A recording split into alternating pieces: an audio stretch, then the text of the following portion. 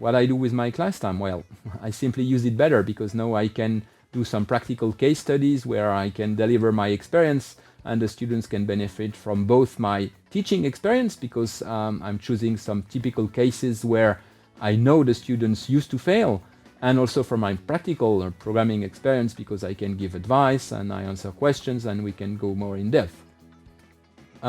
So how I organize my class time is now I'm doing some case study, some practical case study where I answer the questions of the students and where I can help them to build the solutions, and where they can benefit from my experience, both my teaching experience because I carefully choose the case I present to them by choosing some cases where I know the students often fail, and also my programming experience because I help them building some solutions and giving some programming advice.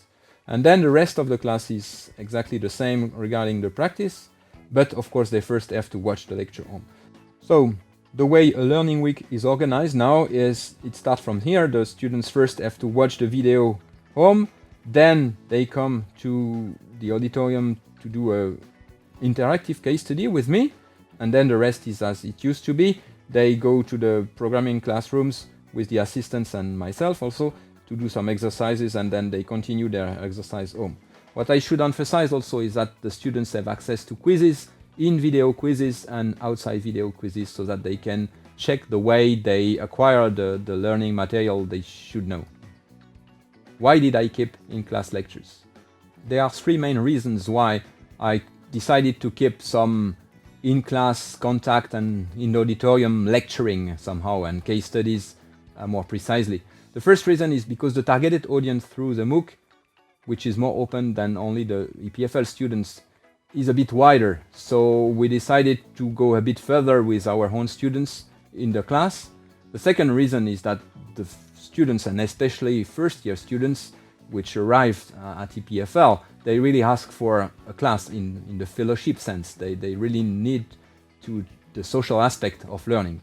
And furthermore, I learned from former experience that the students to really learn, they need somehow a framework, quite strong framework actually for first-year students. So I really want them to meet me every week in a more formal way, so that they have a strong framework which structure their learning.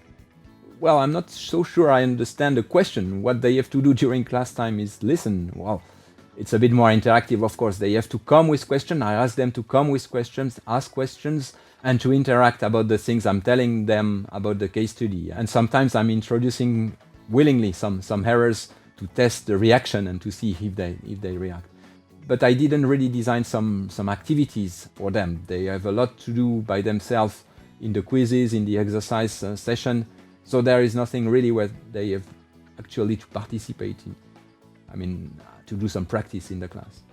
For the at-home online part, what they have to do, what was newly designed, are the quizzes. So this was really a new part, and they have to answer the quizzes home.